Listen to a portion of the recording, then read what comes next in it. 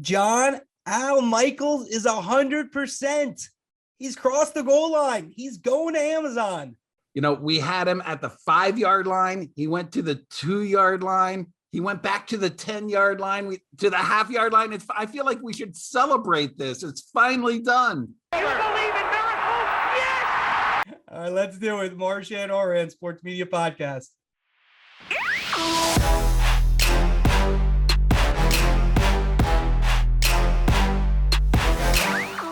And we're back. He's John Ourand, the media reporter for the Sports Business Journal. I'm Andrew Marchand, sports media columnist for the New York Post. John, we're going to go who's up, who's down. We got all kinds of topics. Al Michaels to Amazon, finally. Kirk Herbstreit will be his partner. We'll talk about that. You had a lot of good details about Joe Buck being traded for a Boilermaker. We'll get into the facts about that. Troy Aikman did some interviews. One with our buddy Jimmy Train at Sports Illustrated. We'll talk about that. Why is the NFL selling its media biz? And then John Clayton, sad news this week. We'll pay a little tribute to him. And then we'll end up calls of the week where we'll compare all the big NCAA calls from last weekend. John, exciting stuff. Let's go. Who's up? Who's down? Who's up? Who's down? You know, we've been talking NFL media for seemingly as long as we've been doing the pod. So I'm going to take the who's up. I'm going to stick with NFL media, and I'm going to give it to Jimmy Platt. I mean, you've been writing about Troy Aikman, Joe Buck, Al Michaels, Kirk Herbstreit. Well, ESPN very quietly has been negotiating behind the scenes with Jimmy Platt, who's the director of Monday Night Football, very well respected, helped see ESPN from the Boogermobile to where the telecasts were really getting a lot more praise than they were earlier. He is on the half-yard line, Andrew, of signing a 3-year deal to stick with Monday Night Football. By all accounts, he's a good guy, and I'm happy to see that. Congrats to Jimmy Platt. He's my who's up for this week. All right, he's got a new crew with Joe Buck and Troy Aikman to work with. I'm going to go Amazon for my who's up. A lot of focus on Michaels and Herbstreit, but really the reason I'm going to give them their who's up is Fred Gaudelli. Now, I'd reported this a long time ago that Gaudelli was going to produce the Amazon Thursday night games. He's produced 7 Super Bowls. He's still going to oversee NBC Sunday Night Football and not be the guy at the games anymore. But the reason I say that is because, look, they got Michaels and Herbstreit for credibility, but really the presentation of how Amazon is going to have their main telecast, it's going to be good with Gaudelli. And to me, that might even be more important than getting Michaels and Herbstreit, because the presentation of Amazon's main feed, they'll have other feeds as well, is going to be very good with Gaudelli. All right, on the way down, what do you got? On the way down, John Angelos of the Baltimore Orioles, who oversees Masson. According to an article written by Dan Connolly of The Athletic, the Orioles and Nationals look like they will be the only teams in baseball, or at least among the only teams in baseball, that are not sending their radio and TV broadcasters on the road. As a lifelong resident, Andrew, of the Mid-Atlantic, I just can't imagine a more awful decision. They use COVID as a reason, but they're expecting me, an Orioles fan, that's had a team that's lost at least 108 games the last 3 full seasons. Can you imagine that? And so how are they going to get me to watch the games? They're going to give me a subpar product when the team is on the road. Connolly's story is definitely worth a read. He gives real life examples such as of the problems that happen, such as last year, the Orioles at the Yankees, a great Orioles win. They don't beat the Yankees a lot these days. There was a play at the plate. Melanie Newman was on the radio. The video goes out on the play at the plate, and she's not able to talk about it. I mean, the fans deserve better. It's just a bad decision. They'll blame COVID, but it's a money decision, and I hate it. I agree. Yes, in SNY here in New York, they say they're scheduled to be on the road for all the Yankees and Mets games, so credit to them. Look, we all respect COVID, but as everyone tries to get back to, our lives and normalcy, I agree with you. There's no to use COVID as an excuse for not traveling when everyone else is traveling. That's hard to believe. And for anybody to say with a straight face that has anything other to do than with money at this point is hard to believe, considering what everyone else is doing. So I like that. Who's down? Andrew, who's down? Overall, I like CBS and Turner's coverage of the NCAA tournament. But I think what separates broadcasters and the broadcast is how into it you are, right? This is an event for a lot of us who love college basketball this time of year, but don't watch it all year. We need the storylines brought in. So my who's down inside the NBA crew, Barkley, Kenny Smith, on the studio show, Spero Dedes and Brad NESSLER. I need more enthusiasm and a little more details on their game broadcast. So they have my who's down because just that passion for this event. I just didn't feel it that first weekend of action.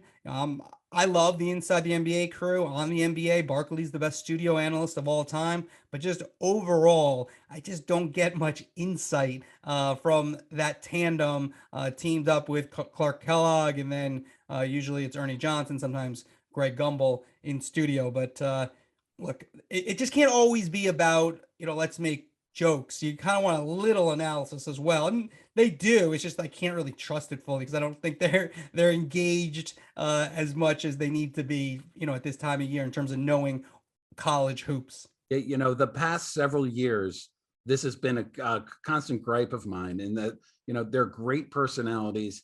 Their show is one of the top 2 shows of all time in terms of being a studio show, but to have them helicopter in and talk about the college game. They know basketball very well and they can talk basketball strategy, but they don't understand the college game as well and the people that are involved and some of the nuances of the college game. And it really did seem to come out this year more so than in previous years. Yeah, and on the play-by-play, I want you to want to be there. I think that's so important. We're all choosing to watch this, and I'm not saying those guys don't. I just feel like I just didn't get that passion and just like the underlying storylines that really bring games to life when you hear these broadcasts. All right, we'll break down some of those calls later on in the pod. You mentioned the all-time greatest studio shows ever.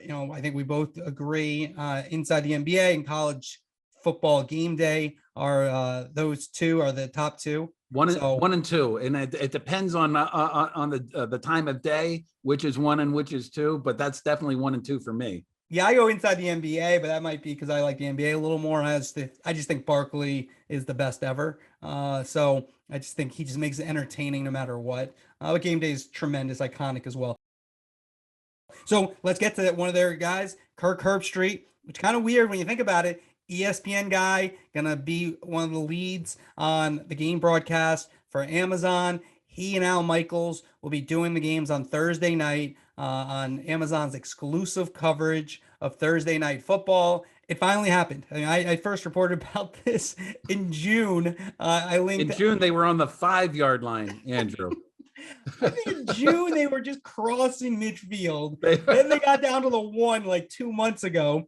And then they've been sitting at the 1. I mean, it's obvious what was happening. All right. So we've been talking about this for literally since we launched our pod back in the fall. So my question to you is, why? What's up with Amazon? Why did Amazon feel the need, probably the best play-by-play person in NFL history in Al Michaels and Kirk Herbstreit, who's a very well-known name, and they're paying a ton for this booth? They could have easily gotten some professional people in the booth and saved, tens of millions of dollars on it. What goes into their decision making on this?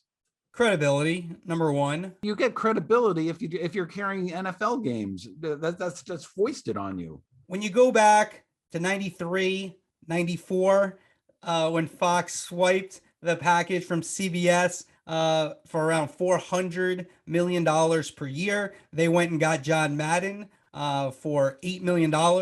Why? Because they were new. Fox was out there and they wanted that credibility. Amazon comes in, you can get the greatest play-by-player of all time in Al Michaels. You want that stamp of approval. He happened to be a free agent with NBC moving on to Mike Tirico. The issue they did have is that they were trying to find an analyst. Collinsworth didn't want to do it. They thought they almost got AIKMAN He was going to split time between Fox and ESPN. Then ESPN swooped in and took him away. And so they end up with Michaels and Herbstreit. They don't know each other. Michaels, had a big say in what they were trying to do for a time there. He liked Sean McVay. They go out to dinner in LA and they're friendly. So that would have worked in terms of an inexperienced person. But to me, I get it. Herbstreit's a college guy, and that's something I've gotten some feedback from people in the industry. That's a college guy, but you're hiring a broadcaster, not a quarterback. So to me, like, I want someone who can do a broadcast. And so do I think that could sound good? I do. It's going to be different for Michaels. He's been on the #1 primetime NFL show, or primetime show overall, for the last 14 years. Before that, on Monday Night Football, which obviously always is rated tremendously. Amazon won't be as watched as much, but he got a pretty good deal. Yeah, a pretty good deal. So you reported the numbers, and you described it as a near Joe Buck type deal. Joe Buck is getting, I think it was $15 million a year from ESPN. Is that right? Yes. So I don't like your Fox comparison going back to 93, 94, because Fox immediately was part of the Super Bowl rotation. Fox had the best of package. They got the NFC package with, New York, Philadelphia, Washington, et cetera. To me, this is similar to ESPN and Turner getting it. And ESPN had sort of Mike Patrick and Joe Theismann, and they had a credible broadcast that was showing games out there. Announcers aren't going to bring viewers to Amazon. That the stamp, Amazon already had the stamp of approval. If I'm Amazon, if I'm running that booth, there's almost no chance I'm okaying Al Michaels getting $15 million a year when I could have gotten, this generation sort of, Mike Patrick to come out and just do a credible broadcast. We just want you to do a credible broadcast. We have Fred Godelli there. So I'm pretty convinced that it is going to be a credible broadcast and roll it out that way.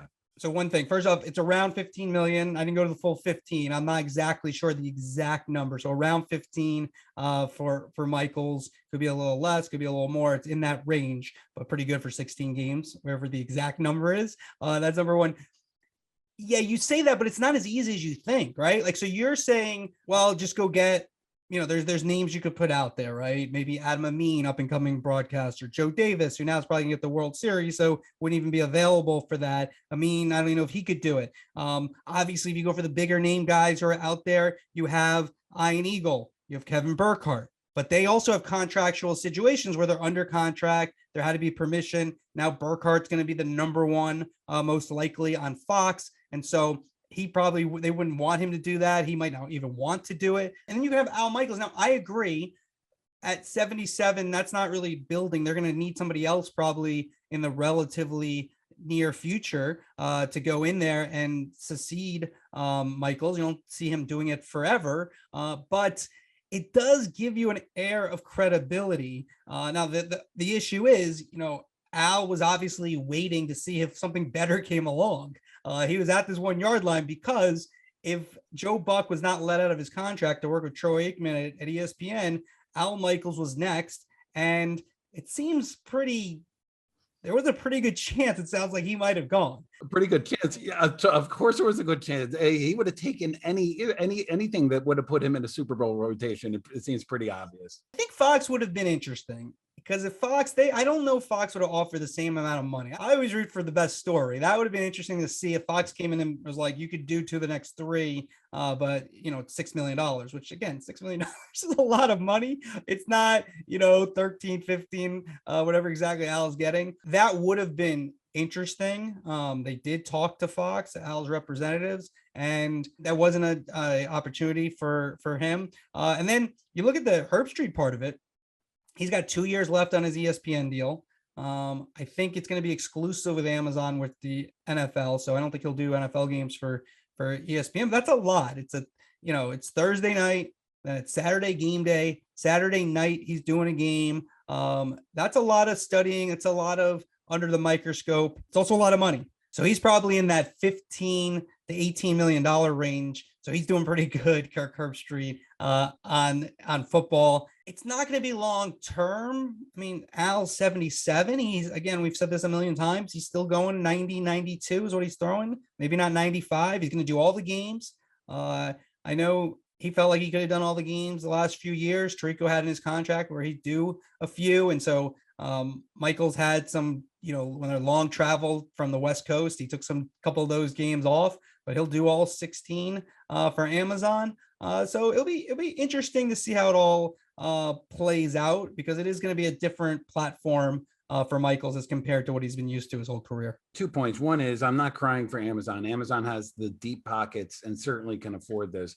But I will note, as they're paying these exorbitant salaries for what we all know is going to be the worst NFL package, and it's going to get even less viewership than it got last year. And they just told my mom and my wife that they're increasing the price to Amazon Prime based on this NFL, and nobody asked for this in terms of being a Prime subscriber. Like why? Well, two things. If you look at Amazon's history, every 4 years they raise it $20. So they literally blame this one on they on did, the and Lord of the Rings, which they spent $500 million. They did mention that, but they need like an excuse. And you're right, I agree. There is a cause and effect, but it probably was going up $20 regardless. I'm not saying that's okay, but I guess your overall point is that like they should treat it like it's not special. For them, it's special. They're getting no, into it's totally, it's totally special. Look, I'm in the DC market, and so I'm used to getting the 4th and 5th broadcast team from CBS and from Fox, and they're not nearly as good as the top teams, but they're plenty acceptable. If I'm not part of a Super Bowl rotation and I have Fred Gaudelli leading the charge, plenty acceptable is plenty acceptable to me. Number one, I would say that we would have to go down each crew. There are play-by-players and there are analysts who are really good, who are kind of on the way up. If they're really good, they're not doing Commanders games over the past decade, Andrew. Well, Adam Amin, Kenny Albert. I mean, who you had there? Like, look at Fox and CBS as well. But you go deep into Fox's depth chart on the play-by-play side now. I mean, they got Gus, they got Adam Amin, they got Joe Davis, Burkhardt, of course, Kugler. I mean, they're deep at play-by-play. The analysts, they could work on some of those guys. I'll give you that. All right. Anyways, we could go. I think they did a good job. I get it. If it were me, the obvious ones were the number 2s at the networks, Kevin Burkhardt, Ian Eagle. I think you could have gone with those guys, but again, you run into some problems. And of course, now Burkhardt's going to be doing the number 1 game on Fox, most likely. So that probably would take him out of the equation. Yeah. And Al Michaels is out there as a free agent. So I think it was a good decision. It would have been really, if Al had gone to ESPN or Fox, that would have been fun. Their next step would have been interesting. And my points are so much more behind the scenes fiscally. Gaudelli, Michaels, and Herbstreit. It's going to be a good broadcast. It's a good broadcast, and that's what you want. You had an excellent story with the details of the trade between ESPN and Fox for Joe Buck that allowed that to happen. First off, for people who didn't read it, can you give us the details of what went down? My favorite Twitter comment on that was a Boilermaker for a buck, which I thought was good. Joe Buck still had a year left on his contract with Fox. Joe Buck wanted to go to ESPN. ESPN wanted Joe Buck, and Fox decided they needed to get something from ESPN in return for this. ESPN and Fox share Big Ten rights, and there's this whole scenario where they alternate picks, and they pick various weekends. Fox has the first pick for the season, and it always picks the weekend of the Ohio State-Michigan game. That's always the highest rated game. ESPN has a second pick. It's this year coming up, the second pick is going to be Ohio State Notre Dame. ESPN was not going to let that go. Fox identified this Purdue Penn State game, which is going to kick off the season. It's a season kickoff game. They want to put it in prime time. It's a new window. It's going to be, because it's a new window and a new game, they're going to be able to sell an added ad sales revenue target of that's in the millions. They're going to make millions off of this. ESPN, they have all these other games, especially on that night as well. I don't want to say any deal is a win-win because they're almost never win-win, but this is a game ESPN didn't prioritize. This is a game Fox really did want. And each network has 27 games this year coming up. ESPN is going to have 26 Big Ten games. Fox is going to have 28 Big Ten games. And that is what they came up with in order for Joe Buck to leave his contract early and move to ESPN. Yeah, what I'm interested in is how much exactly that is, and that would that cover the cost of what Kevin Burkhardt and or if it's Greg Olson, whoever the analyst is, their number one team, because that would be interesting if not only did they Fox save the money as compared to what ESPN will pay for Buck and Aikman, which will be more than $30 million combined per year. If they get that money back, and it just covers their number one team as well, or at least it sounds like it'll cover at least around half of it. It's going to depend on how much they sell the ads for this unique game that they're going to have. That's going to kick off the season in prime time. So that's one that generally it's going to be in the millions of dollars. So they're going to exactly where that is going to shake out. We don't know yet, but that's not part of sort of what they've already been selling the Big Ten on. This is a brand new game in a new window for them. Oh yeah, and the other thing we do have to mention about Joe Buck, his final words were this from the Masked Singer.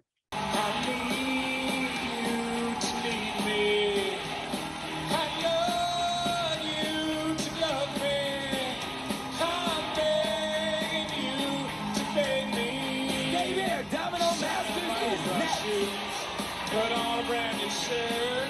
I get home early from work. If you say that you love me. John, I thought that was pretty appropriate. Joe saying, singing, I want you to want me.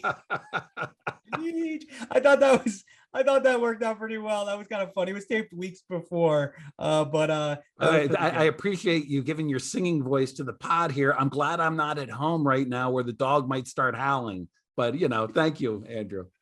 I'm not going to go there. What was your go-to karaoke song? Mine was "It Takes Two to Make a Thing Go Right." I could do the whole thing. I was a lip sync guy. I just did the Stones. All right. Well, I won't give you "It Takes Two to Make a Thing Go Right," but I used to rock that Ithaca College back in the day. Speaking of, I want you to want me. Troy Aikman had some comments on our buddy Jimmy Traina's podcast about Fox. He said Eric Shanks, the COO of Fox Sports, did not call him. Look, Troy can have his view of things, and I get it. How this all went down. I do think he missed out on a couple of things. Like, they kind of presented as if Fox didn't make an offer.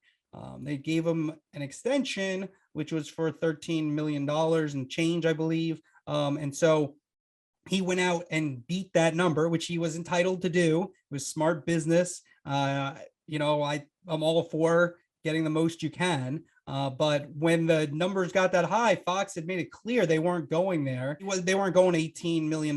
So I think at that point it was over. And then they congratulated him. And Troy said that, Eric Shanks did not give him an explanation about how everything went down. Again, I get it. Like, Troy Aikman's a Hall of Famer, superstar, been doing this for 20 years, but he's an employee there. So I don't know if he had to get an explanation. It's like anything else. And I think Fox, as you mentioned a number of times, this is a kind of a point that's kind of glossed over, and you were saying it for a while. They were not happy with Aikman in terms of his public statements about maybe going to Amazon. And that rubbed people the wrong way, which you said a number of times on this podcast. Guess what? As a reporter with Sports Business Journal that's covered the sort of, the business of media for my whole career, like, guess where I'm going to side on this. You just made $18 million and you're still upset that somebody's not calling you. The way this all transpired, Troy Aikman is a former athlete, and this is how this is what you do. You have agents, you sort of create a frenzy and you move on. That doesn't happen in sports broadcasting. And the idea of painting, in particular, Eric Shanks as somebody that's unkind to talent. I mean, I would hazard a guess that the talent at Fox Sports is sort of more satisfied and happier to be with Fox Sports than any of the other networks, or at least they're up there. I'm sure I'm going to hear now from NBC and CBS. Maybe his feelings are hurt, but he started the whole thing. He went out like, oh, we don't know where I'm going to end up, and he's openly negotiating with Amazon. Aikman's openly negotiating with ESPN, and he lost a lot of support in there. You notice that that didn't happen with Joe Buck, who has been with Fox Sports for what are we going on like 30 years or so now. The relationship between Joe Buck and not just Eric Shanks, but Eric Shanks, Brad Zager, everybody at Fox Sports is still as good as it could possibly be. So there's one outlier here, and that's Troy Aikman. Yeah, and Aikman, I think very fortunate that Fox let Buck out of his deal, because that's a team. I think he'll be helpful. You know, Michaels and Aikman, there would have been a learning curve there, different broadcast styles. Now they just can smoothly move and transition into that ESPN booth. And interesting nugget, you know, Aikman never spoke with Jimmy Pitaro, the chairman of ESPN, prior to making the deal, which is unusual, but it was a quick turnaround. Pitaro struck quickly to make that happen, but that's unusual for this type of deal, that that you don't have that communication prior to signing. But so no communication with Pitaro, no communication with Shanks, but a very nice deal for Aikman. Matches Tony Romo money. I think when you always have to look at it from 3,000 feet when you're doing these stories, you can know all these things. And I don't blame Troy. Like, why should he make less than Tony Romo? But I don't blame Fox either. Why should they pay him as much as Tony Romo? Different circumstances, different leverage. Troy went out and found the leverage and got the deal that he wanted. He left Joe Buck. Now he got back together. He knew that there's a pretty good chance Buck was going to join him, or if not Buck, he'd probably get Al Michaels. But he got paid. I just a shout out to Trina, because he knows how to ask questions to get people like Aikman to open up. And I have little doubt that Aikman didn't realize he was going to go as far as he went with Trina. I just think just a hat tip to Jimmy. That's all. You were also on Trina's podcast last week, again, cheating on this podcast. I still love this podcast, but you're going with Sports Illustrated, Andrew. What can I say? Nah, we like Trina. That's what this all began with, Trina's podcast. Let's move on. Why is the NFL selling part of its media business? What do you got, John? The NFL right now is trying to sell Sunday Ticket, as we've reported extensively. We have Apple and Amazon sort of battling it out up there. What's complicating matters is the media business, and they're trying to sell about half of NFL Network, NFL Red Zone Channel, NFL.com. And the message I just get consistently is, why are they doing that? I mean, the media business is still a good business. And I think the idea is that selling part of the media business is a way to entice these digital companies to come in, because these digital companies, they want a piece of that traditional media business that NFL Network provides, that NFL Red Zone provides. And right now, the negotiations are not just about Sunday Ticket; they're encompassing all of the media business. And it's also, to be perfectly blunt, the cord cutting is affecting every single channel that's out there. It's affecting the league-owned channels much more acutely than other general sports channels like ESPN. And so if you're the NFL, you see this sort of line going forward, and that line is not necessarily trending up. And so this is something that, if you can get into bed, if you're the NFL and you can work to get Amazon or Apple or one of these huge tech companies to get involved, that's what every league wants. They want tech involved. The next time the rights come up, you have a built-in advantage to just have another bidding war. And who do you have winning that one? I still think that Apple is the front runner. I wouldn't be surprised if Amazon, but it's so funny to talk about the front runner until something is actually signed, nothing happens. All it takes is for one person in Amazon to say, "Oh, we want it," and they'll bid more. And you have Disney and ESPN. You don't think so? The price right now, from everything I'm hearing, is getting just too rich for their blood. There was within Disney, there was a faction of people. Some people really wanted to get it. Other people see Sunday Ticket as, DirecTV couldn't make money off Sunday Ticket, and DirecTV was paying less than the NFL wanted to get. The cord cutting is hard on everybody. Why would we want to jump in and get half of a declining property of a NFL network? Not anything against NFL Network. All networks are declining. It's the cord cutting is real. And so there was is that a Chapek? Is that a Chapek faction or an Iger faction? Chapek, from what I understand, that's a joke, John. That's a joke. Oh, sorry, that was good. That went right over my head. I'm on vacation. I'm on vacation mode, Andrew. Another hat tip out to Alex Sherman. He's the reporter at CNBC that wrote that deeply reported story that got out there, and I spent a long time with it on a weekend morning, just plowing through that story. So good job, Alex. Chapek's been getting a lot of heat down from his employees in Florida. The education bill that's been dubbed "Don't Say Gay" bill, and his reaction and his initial lack of public reaction and support for the gay community has gone very noticed by Disney employees, and so he's trying to fix that if he can. Yeah, and Alex's story focused mainly on Hollywood and on that aspect of the Disney business. But there were some interesting aspects about ESPN, which sort of confirmed what you and I have already reported, Andrew, and that they're not going to be spun off anytime soon. They're not going to buy a gambling company anytime soon. There's going to be something that they're going to license their name possibly to a gambling company here or there. But these major deals that everybody's been sort of talking about as possibly happening, where they get rid of ESPN or that according to Sherman's article is not in the cards. Last topic before our calls of the week. I just want to send our condolences to John Clayton's family and friends. We all grew up watching Clayton on ESPN. Two things. Number one, he was an insider who he broke stories, but it was more of information. Not as much just here's the news, here's the transactions, which that job has sort of moved into.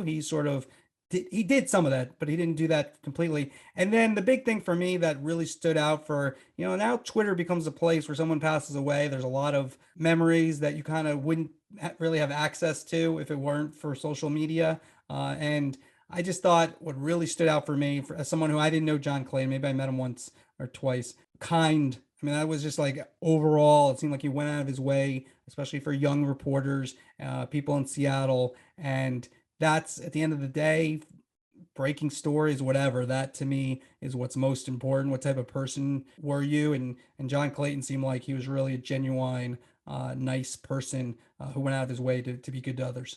Yeah, like you, I met Clayton maybe a handful of times. I had no relationship with him. I didn't know him well, certainly not well enough to sort of post a heartfelt tribute. There were a lot of bold-faced names that had beautiful tributes to Clayton. They all described him in the same terms that you just did. But what stood out to me, Andrew, is the people that weren't bold-faced names, like just general reporters, local reporters in their various markets that had run-ins with Clayton that they remembered well enough to post about. Like he was just he was a kind, welcoming. He had a lot of time for a lot of people, and that showed up on my social feeds the day after he died. Okay, John, let's transition now to our call of the week. Call of the week. All right, what we're going to do here is we are going to listen to 5 calls from the NCAA. And then we'll rank them all from number 1 to number 5. And we're going to start with Jim Nantz on Miami's ISIAH Wong's dunk. Wong splits. Here he goes. Oh my goodness! Right back at Jabari, who did that to Jacksonville State. All right, Jim Nantz with the first one. I like it. I'm a big Nantz fan. I think that worked well. What do you think, Andrew? Yeah, I think it was okay. I would say the thing about Nantz is that he doesn't necessarily, for as long as he's done basketball, he doesn't have terminology necessarily that he just associates with big calls. And so the initial, oh my goodness, good emotion there. The after was a little jumbled. Like I needed more of a headline there to get that excitement. So not bad, but not amazing either, in my opinion.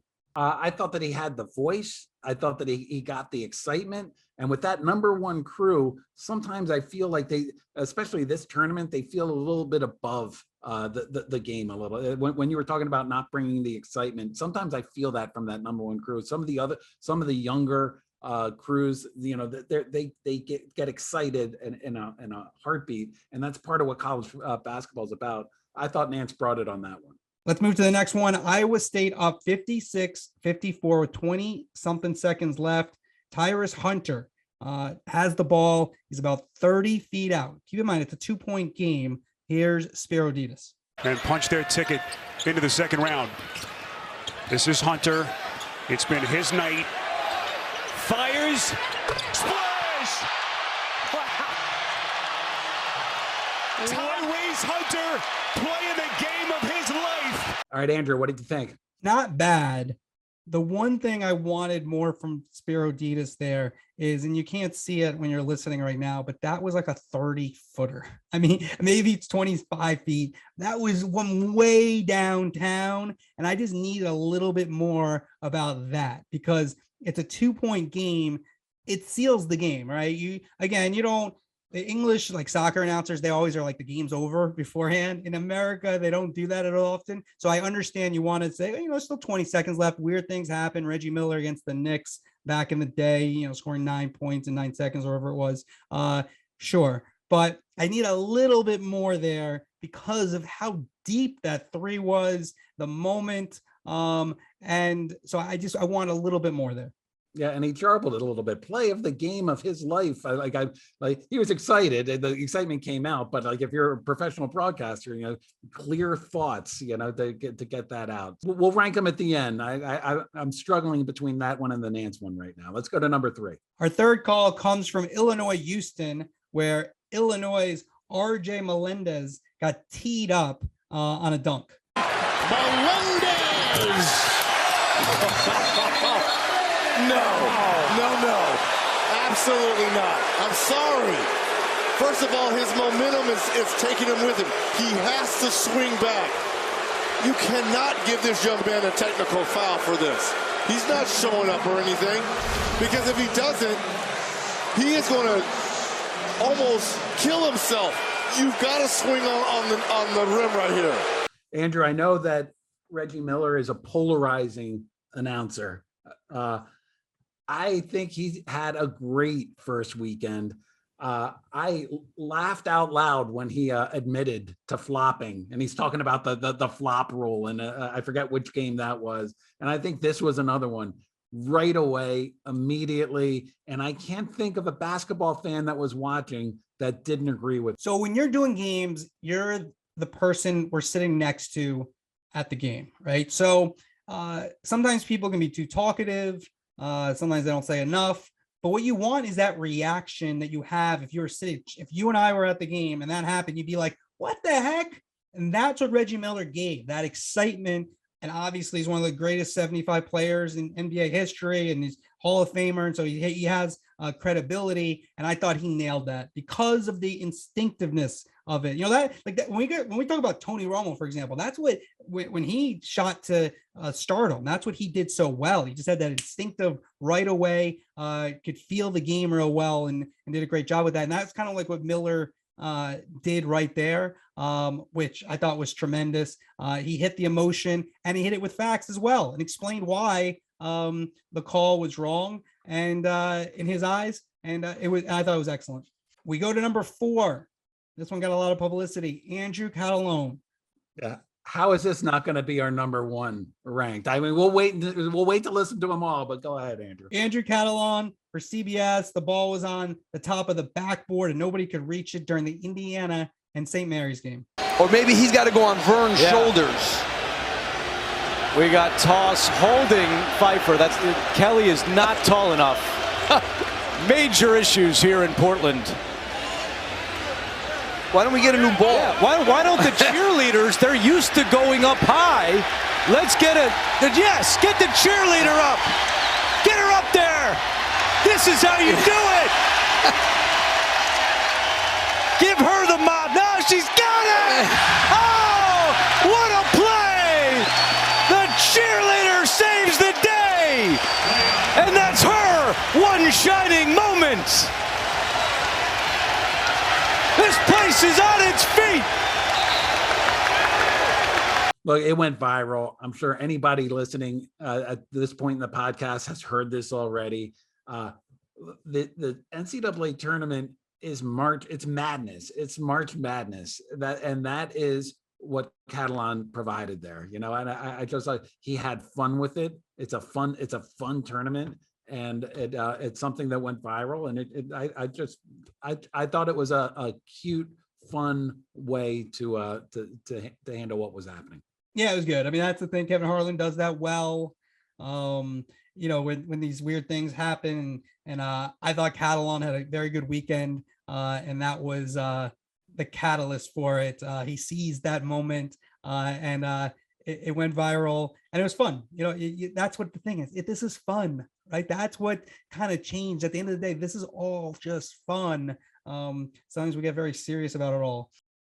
All right. Speaking of people who had good weekends, Ian Eagle, who I know we both like a lot as a play-by-play guy. Go ahead, Andrew. Yeah, to me, he's the best doing this in college, maybe the NBA as well, on basketball. And you can just hear it here. Like, this is Ian Eagle on Michigan's Eli Brooks. And again, you can't see it, but it was kind of a weird old school hook shot that he threw up there. And Ian Eagle's just right on it with the exact term that, he calls it old school, as you'll hear, and the energy. It just sounds different, I think, than basically anybody else doing these games.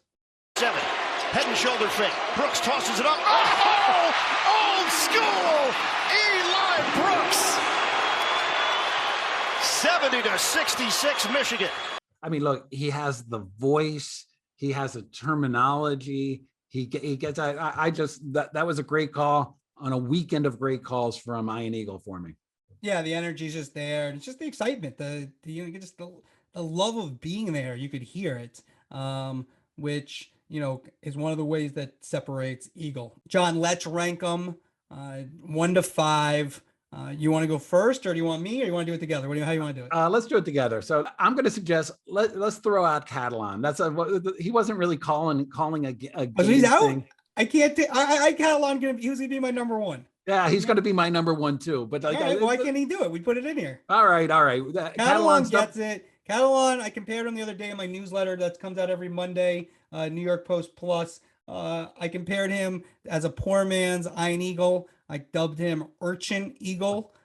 And so for Andrew, if that catches on, I'm sorry, but I think it's nice. It's meant as a compliment, Urchin Eagle. And so, but he gets number 1, great energy, great moment. So he gets number 1. We can't, why do we throw him out? All right. We'll keep him in there. He gets number 1 for me. Less about the energy. He certainly had the energy. More like what you said, fun. He captured the fun, which is the essence of the tournament. All right. Number 2, I think we're both going. I can tell how we're both going here. Number 2, Ian Eagle, right? I'm actually going to go Reggie Miller. Oh, Reggie.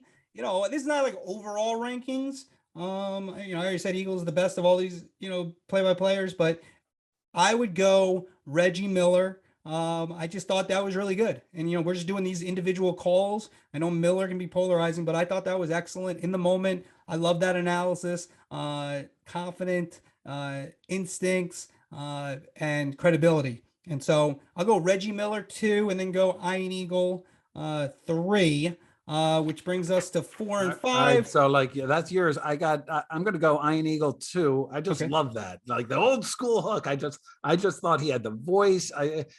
When I hear that, it makes me feel good. I thought it was great. And Reggie Miller, I thought was good as well. I had him at 3. No disrespect to be 3 on this list.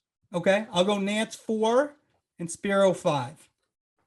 Can I have a tie for 4, or is that I mean, you're throwing people out. You got ties. I don't know. Sure, whatever you want. This is all nonsense. John, you realize this is all nonsense. they for were both a ranking little bit polls, the flawed. podcast. I'm thinking back at Nantz's thing. He brought up like Jacksonville. Like I hadn't seen the Jacksonville guy. I don't know what you're talking about.